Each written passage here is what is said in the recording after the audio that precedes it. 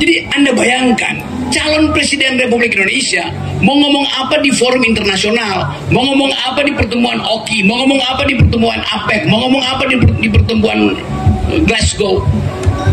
Hal simpel nggak bisa dijawab.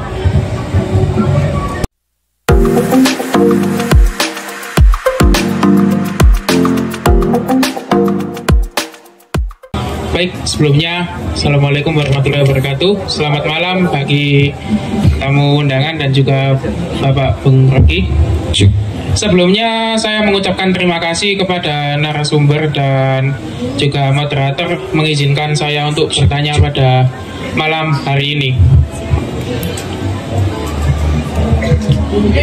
Jadi pertanyaan saya, dalam mewujudkan generasi emas 2045, hal yang paling mendasar dan hal yang paling penting adalah SDM. Sedangkan angka SDM di... mohon maaf, sebelumnya saya belum sebut nama. Nama saya Ahmad Dhani Hasibah dari instansi Universitas 17 Agustus 945 Surabaya. Baik, dalam mewujudkan generasi emas 2045, hal paling penting yang paling mendasar itu adalah SDM, dan SDM yang disebutkan di sini adalah peran mahasiswa. Jadi SDM-nya adalah mahasiswa. Sedangkan di Indonesia sekarang kan SDM-nya itu rendah, dan juga mahasiswa sekarang itu rata-rata banyak yang kupu-kupu. Oh, ada itu ya. Kuliah pulang. Sedangkan dalam satu lingkup kampus ada banyak UKM, ada banyak organisasi yang positif. Dan itu bisa membantu kita, atau untuk media, kita belajar kepemimpinan, kita belajar demokrasi, kita belajar kerjasama, kita belajar kognitif yang di luar dengan pelajaran. Itu sangat mendukung juga di generasi 2045 nanti. Apalagi sekarang juga mendekati dunia politik, bagaimana kita juga bisa memilih pemimpin yang kognitifnya itu untuk masyarakat. Jadi, menurut Bung Rocky, bagaimana tanggapan tentang mahasiswa yang kupu-kupu agar mereka itu bisa aktif di dalam kegiatan-kegiatan kampus yang positif? Apa nih? Begitu. Terima kasih. Mahal. Oke, saya coba bayangkan kegelisahan Anda itu.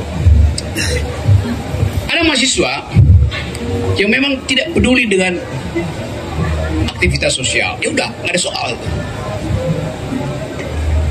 Yang penting kita periksa kenapa dia nggak peduli. Mungkin dia anggap nggak ada gunanya diskusi, karena lebih baik aksi itu. Tapi kita ada di dalam dunia kampus memerlukan refleksi teoretis itu. Sebaiknya kamu duduk, nanti terlalu capek di situ. Karena potensi obesitas. Wah, body shaming nih. Coba kita lihat secara lengkap ya. Apatisme itu datang dari ketiadaan harapan. 98 juga begitu dulu. Masuk apatis. Karena setiap upaya untuk mengucapkan kritik pada Presiden Soeharto itu ditunggu oleh Kramat 5 dulu. Di Jakarta namanya Kramat 5, Kremlin. Kramat 5 itu adalah posko intel yang mengintai mahasiswa. Tetapi selalu ada momentum yang tidak mungkin dihentikan oleh aktivis intelijen.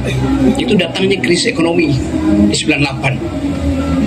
Krisis ekonomi membalikkan apatisme itu menjadi agresif bahkan. Karena ini menyangkut daya beli masyarakat. Kita lihat hal itu bisa berulang hari-hari ini. Oleh karena itu, pemerintah sudah mengantisipasi potensi mahasiswa bergerak akan jatuh bersamaan dengan momentum krisis ekonomi. Seminggu lalu, Sri Mulyani akhirnya bicara bahwa selama tahun pemilu, setiap keluarga miskin akan diberikan 10 kg beras pemerintah. Sekarang kita tanya, dari mana beras itu? Dari petani-petani di Pulau Jawa? Bukan. Jokowi minta negara mengimpor 1 juta ton beras dari Cina, dan itu yang dibagi pada kalangan yang tadi kita sebut menunggu BLT. Artinya kita mensubsidi petani Cina. Kan itu yang terjadi. Sama seperti baliho-baliho yang banyak tadi itu. Dari mana baliho itu tiba-tiba muncul dalam bentuk yang udah lengkap? Apakah itu dibuat oleh UKM mahasiswa? UKM di desa-desa? Tidak. Diimpor langsung dari negara yang sama. Tiba di Indonesia. Dijemput mungkin pakai pengawalan aparat bahkan. Jadi Anda lihat ada perencanaan semacam itu. Sementara kita masih bicara tentang mahasiswa yang ya udahlah, dia kupu-kupu udahlah. Mau kupu-kupu siang, kupu pagi, kupu malam. Tetapi kalau ada momentum, itu pasti akan menyatu. Nah, susahnya adalah semua ucapan kritis yang kita harapkan keluar dari forum-forum akademis justru dihalangi oleh rektor, dihalangi oleh dosen. Itu konyolnya. Sementara menterinya bilang kampus merdeka, belajar merdeka. Iya, sinyalnya merdeka, mahasiswanya di penjara, rektornya diikat tangannya, di mana merdekanya? Jadi negara ini menyerap semua hal sehingga nggak ada satupun yang bisa kita ucapkan secara tanpa beban. Negara ini bertindak seperti black hole dalam teori Stephen Hawking. Black hole itu karena gravitasinya begitu kuat sehingga cahaya pun nggak bisa keluar dari dalamnya. Nggak ada cahaya pikiran pada bangsa ini karena political black hole. Black hole namanya kan. Naik turun dia. Iya.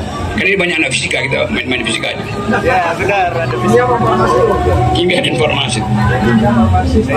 Jadi Anda lihat bahwa black hole itu menyerap semua kemungkinan kita untuk memajukan negeri ini. Apa penyebab black hole itu? Arogansi, keinginan untuk terus berkuasa. Padahal elit yang sedang hendak berkuasa mengabdi pada seorang pemuda. Semua partai tunduk ketika bertemu dengan seorang pemuda yang balihonya dipasang di mana-mana. Nah, manusia-manusia ini yang di dalam ilmu kimia disebut manusia-manusia golongan alkali tanah. Ada yang belajar fisika alkali tanah tahu? Logam berat, racun isinya. Nah, kita mau ada kesempatan setiap hari kita bicarakan masa depan kita. Tapi semua keterangan akademis pada akhirnya akan berhenti. Kalau keterangan akademis berhenti, maka mesti dibuka pintu politik. Kalau nggak dibuka, ledakannya akan muncul di jalan-jalan. Dan saya kira jejak itu mulai terlihat di semua tempat. Kalau saya bertemu, tadi saya ada di atas pesawat, pas mau turun, pramugarinya minta foto ke belakang. Oke, saya foto dengan awak pesawat itu. Begitu saya yang selesai, salam akal sehat Pak Rocky, salam akal sehat. Kami muak. Di udara itu, ucapan kami muak itu jadi biasa. Walaupun dia cuma bisa, Pak kami juga ikut muak. Jadi terjadi semacam masifikasi kemuakan. Muak itu bukan sekedar muak, bukan sekedar mual, bengah. Muak itu keadaan psikosomatik kita karena diganggu akal sehat kita, maka kita muak. Kalau logika kita lurus dan diganggu oleh kekuasaan, kita muak. Bahasa Perancis lebih bagus mengilustrasi nausea, kan bahasa Perancis nausea.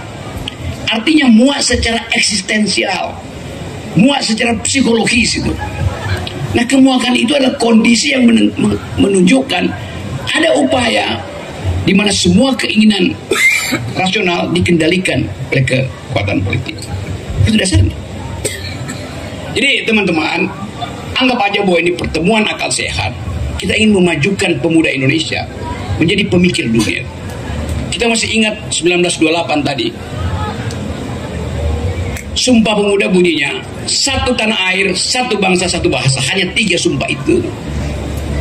Gak ada sumpah keempat yang bunyinya, kami pemuda Indonesia mengaku berpacar satu. boleh berpacar banyak. Lo kan gak ada Sumpah Pemuda keempat kan?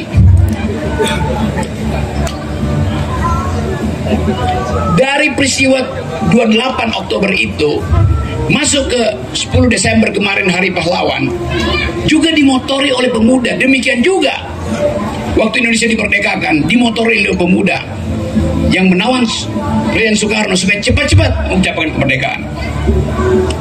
Karena itu Bung Karno kemudian dapat inspirasi lalu mengatakan, beri saya 10 pemuda dan saya akan guncang dunia ini. Inspirasi yang sama dipakai oleh Pak Jokowi.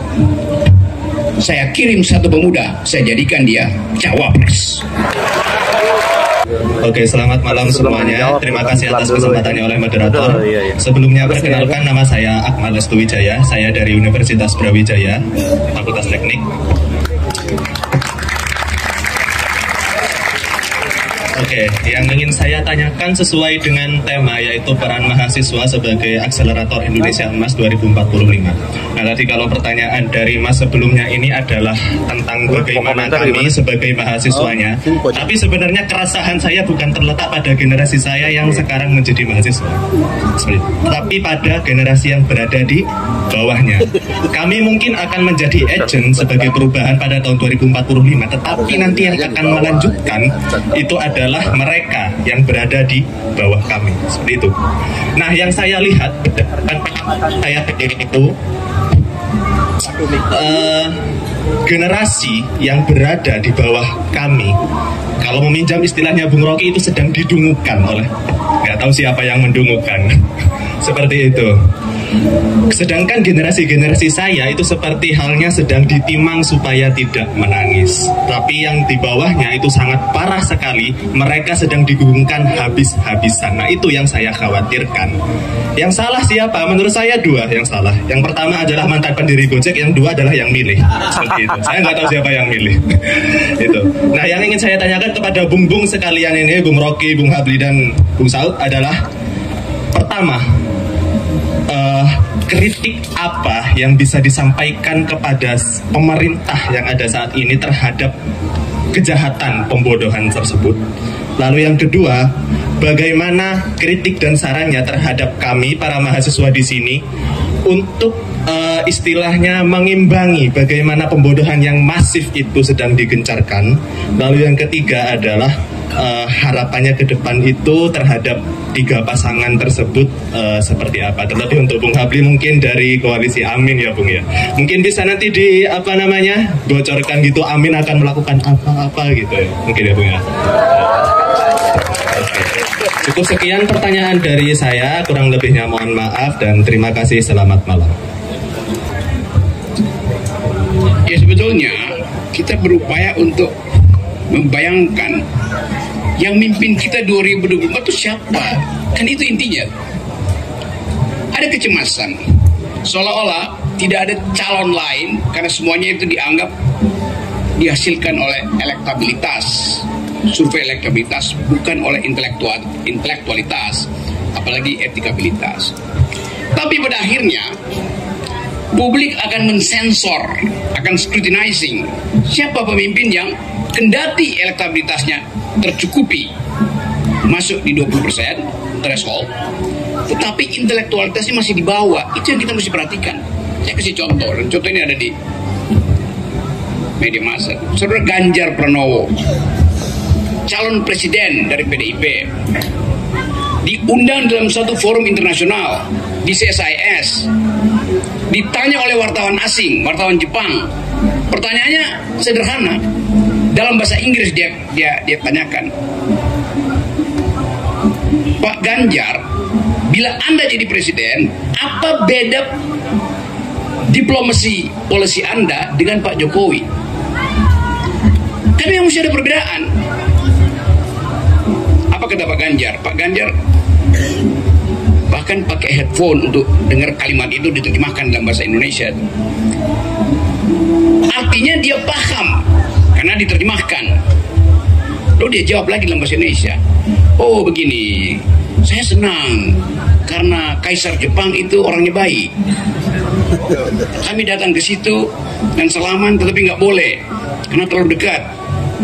Jadi Anda bayangkan, calon presiden Republik Indonesia mau ngomong apa di forum internasional, mau ngomong apa di pertemuan OKI, mau ngomong apa di pertemuan APEC, mau ngomong apa di pertemuan Glasgow. Hal simpel nggak bisa dijawab. Coba, jadi itu pertanda bahwa elektabilitas tidak berbanding langsung dengan intelektualitas. That's the point. Itu udah itu aja udah cukup bagi kita. Oke, kalau kita nggak usah promosikan seseorang di sini, tetapi Anda lihat satu persatu siapa yang mesti dibatalkan. Kalau Anda tanya ke saya, siapa yang akan Pak Rocky pilih? Salah pertanyaannya. Tanya ke saya, siapa yang tidak akan saya pilih? Siapa yang harus kita batalkan karena tidak punya kapasitas untuk memimpin? Itu dalilnya begitu, sederhana. Jadi teman-teman, Anda bayangkan, Anda akan jadi akselerator Indonesia Emas 2045. Anda akan jadi akselerator. Kalau itu saya percaya. Tapi masalahnya adalah Presiden 2024 juga harus mampu untuk membaca Indonesia Emas. Kita ingin punya Indonesia Emas, tapi calon presiden kita datang dari kaleng kongguan. Mana bisa? Susah. Nah, ini masalah-masalah yang dipaparkan di sini supaya ada kontroversi, supaya Anda berpikir. Saya tetap dalam posisi sebagai kritisis, mengkritisi semua kebijakan. Dan itu yang mungkin bisa saya tanamkan pada teman-teman itu. Berpikir terus, karena Indonesia didesain untuk berpikir. Malam ini adalah, mungkin kami masih akan bertemu, tapi pastikan bahwa pikiran-pikiran yang kita kemukakan, dia harus menggema ke daerah-daerah, menggema ke tetangga Anda. Anda mungkin datang dari kos di Surabaya, kalau Anda pulang ke kampung Anda, ceritakan apa yang ada kita bicarakan di sini. Pengaruhi pikiran hansip-hansip di lorong-lorong desa Anda. Ceritakan pada mantan pacarmu tentang Indonesia tidak boleh dipimpin oleh anak yang berasal dari kaleng kongguan. Supaya ada pengetahuan menyebar bahwa mahasiswa adalah the privileged few, orang yang sedikit berpikir, orang berpikir yang sedikit, yang dipaksa oleh sejarah untuk mengambil risiko dalam perjuangan politik.